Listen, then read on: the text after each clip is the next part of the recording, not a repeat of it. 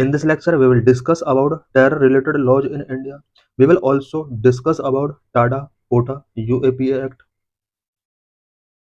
What is terrorism? Terrorism is the deliberate and unlawful use of violence and intimidation, especially against civilians, to instill fear and achieve political, religious, or ideological goal. Terrorism political, religious और ideological गोल को achieve करने के लिए people के अंदर instil किया गया एक फियर है, जिसके अंडर वायलेंस एंड इंटिमिडेशन का डेलिबरेटली एंड अनलॉफुल तरीके से यूज किया जाता है. It seeks to influence society और government by creating a climate of fear, disruption and uncertainty. Terrorism society and government को इन्फ्लुएंस करता है और ये फियर, डिसरप्शन एंड अनसर्टेनिटी का क्लाइमेट क्रिएट करता है. India maintain a zero tolerance policy against terrorism. India ने जीरो टॉलरेंस पॉलिसी टेररिज्म के अगेंस्ट मेंटेन किया है. There are no universally accepted definition of terrorism, making it difficult to classify specific activities as terrorist activity. Universally accepted definition terrorism के अभी तक कोई नहीं है. यही वजह है कि टेररिज्म के अंदर कौन कौन से एक्टिविटीज आएंगी, इसको क्लासिफाई करना वेरी डिफिकल्ट है. This unclarity gives terrorist an advantage and enables some countries to remain silent and veto actions in global institutions. Lack of definition की वजह से बहुत सारे टेररिस्ट इसका एडवांटेज टेकिंग कर रहे हैं और बहुत सारे कंट्रीज हैं जो टेररिज्म इशू पर साइलेंट हैं एंड ग्लोबल इंस्टीट्यूशंस में वो वीटो एक्शन का यूज कर रहे हैं. Major anti terror acts in India. India में एंटी टेरर एक्ट्स कौन कौन से हैं? Number one, unlawful activity prevention act 1967 UAPA. Original purpose: The UAPA was originally enacted to deal with unlawful activities and secessionist movement that threatened India's integrity and sovereignty. 1967 में India में UAPA act पास किया जाता है. इसका जो original purpose था वो India के अंदर अनलॉफुल एक्टिविटीज को कंट्रोल करने के लिए था. ऐसे एक्टिविटी जो इंडिया के इंटीग्रिटी एंड सॉवरेनिटी के लिए थ्रेटन क्रिएट कर सकती हैं, उन एक्टिविटीज को कंट्रोल करने के लिए यूएपीए इंडिया में 1967 में इनेक्ट किया गया. Expansion: it has been amended multiple times to institute measures against terrorism, making it India principal anti terror law. UAPA present में इंडिया का प्रिंसिपल एंटी टेरर लॉ है. यूएपीए के अंदर मल्टीपल अमेंडमेंट किए गए. इन अमेंडमेंट के थ्रू ही टेररिज्म से फाइट करने के लिए इसको एक मेन एक्ट के तौर पर डेजिग्नेट किया गया. की provisions of UAPA designating terrorist. The 2019 amendment in UAPA allow the government to designate individuals as terrorist in addition to organization. UAPA के अंडर 2019 में अमेंडमेंट किए जाते हैं. इससे पहले ऑर्गेनाइजेशंस को ही यहाँ पर टेररिस्ट डिक्लेयर किया जाता था, बट 2019 अमेंडमेंट के अकॉर्डिंग गवर्नमेंट चाहे तो वो इंडिविजुअल पर्सन को भी टेररिस्ट डिक्लेयर कर सकती है इस अमेंडमेंट के according. Broad definition of terrorist act. Terrorist act की डेफिनेशन को यहाँ ब्रॉड किया जाता है. UAPA Act has a wide-ranging definition of a terrorist act, which includes causing death, damage, and disruption, and has been criticized for being potentially vogue. UAPA के अंदर terrorist act की एक वाइड रेंजिंग डेफिनेशन प्रोविजन की गई है, जिसमें कोई भी ऐसी एक्टिविटी जो डेथ का रीजन बनती है, डैमेज, डिसरप्शन से रिलेटेड कोई भी एक्टिविटी है, इन सभी एक्टिविटीज को टेररिस्ट एक्ट के अंदर यहाँ पर डेजिग्नेट किया गया है. और यही वजह है कि इसका जो क्रिटिसाइज किया जाता है. Increased powers. It grant extensive power to law enforcement agencies for investigation and prosecution.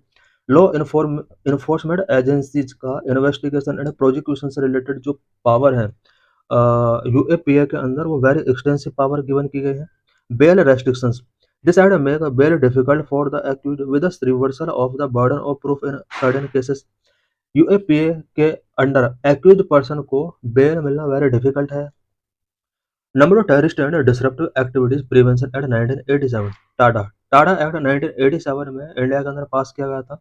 Reason for enactment. TADA act India में क्यों एनेक्ट किया गया? TADA was introduced to deal specifically with disruptive and terrorist activities, particularly in regions like Punjab. TADA 1987 में introduce किया जाता है so that Punjab जैसे region में डिसरप्टिव एंड टेररिस्ट एक्टिविटीज को डील किया जा सकता है. Controversial provisions. TADA act was highly contentious due to its broad power, including the admissibility of confessions made by a police officer. TADA act highly contentious रहा है क्योंकि बहुत सारे इश्यूज हैं, बहुत सारे ब्रॉड पावर जो ऑफिसर्स को गिवन की गई हैं, उन्होंने वेरियस कंसर्न इस एक्ट के बिफोर रीच किए थे। Lapse Tada was lapsed in 1995 due to widespread accusations of human rights violations and misuse. 1995 में टाडा एक्ट को लैप्स कर दिया जाता है बिकॉज इसके ऊपर बहुत ज़्यादा human right violations and misuse के एलिगेशंस पुट किए जाते हैं। इट मीन्स यहाँ पर टाडा एक्ट जो था वो ओनली 8 ईयर तक ही इम्प्लीमेंट रहा। 8 ईयर के बाद इसको लैप्स कर दिया गया। Number 3, prevention of terrorism act 2002। POTA act 2002 में इंट्रोड्यूस किया गया। Reason for enactment, POTA act was enacted after the 2001 attack on the Indian parliament to replace the lapsed TADA with a new stringent anti terror law. POTA act India में 2001 में Indian parliament पर terror attack होने के बाद introduce किया गया था, और जो लैप्स्ड टाडा एक्ट था उसको पोडा के साथ रिप्लेस किया गया। कोटा के अंदर new stringent and anti terror law यहाँ पर इनकॉर्पोरेट किए गए। Controversial features, it was controversial because law enforcement agencies granted expanded power and allowing for detention up to 180 days. India के अंदर पोडा एक्ट कंट्रोवर्शियल रहा है बिकॉज लॉ एनफोर्समेंट एजेंसीज को broad power इसके अंडर गिवन की गई है, and 180 days के लिए इसमें डिटेंशन पीरियड फिक्स कर दिया गया। Repeal. POTA was repealed in 2004 due to concern about its potential for misuse and violation of human rights. 2004 में पोटा एक्ट को रिपील कर दिया जाता है। इसके ऊपर भी टाडा एक्ट की तरह human rights violation and misuse से रिलेटेड यहाँ पर एलिगेशंस पुट किए गए। ओनली 2 साल तक ये इम्प्लीमेंटेशन प्रोसेस में रहा। Number 4, national investigation agency act 2008 NIA formation established in response to the 2008 Mumbai terror attack. NIA Act is a central agency to investigate and prosecute terror-related offenses across the country. NIA India में 2008 में Mumbai terror attack के response में establish किया गया था।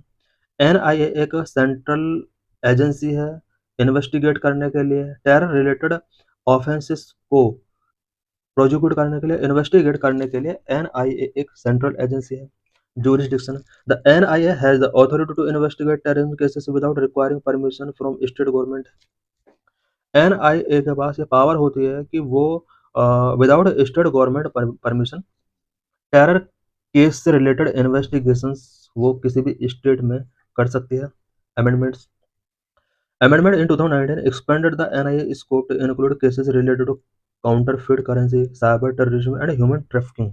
2019 में NIA के under amendment किया जाता है। इसका जो स्कोप है उसको एक्सपेंड किया जाता है और इसके अंदर counterfeit currency, cyber terrorism and human trafficking से रिलेटेड केसेस को भी इंक्लूड कर दिया जाता है।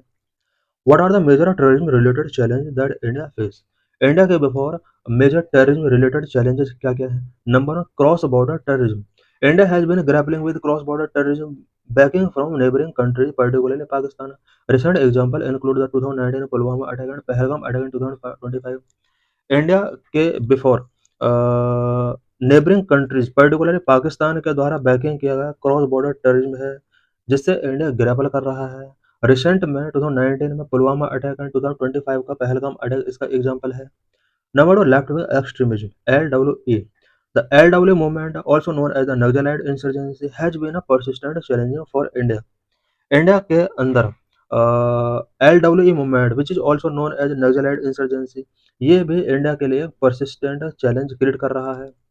Most rebel group have been active in several states like Jharkhand and Chhattisgarh, engaging in violence, extortion and disrupting developmental projects.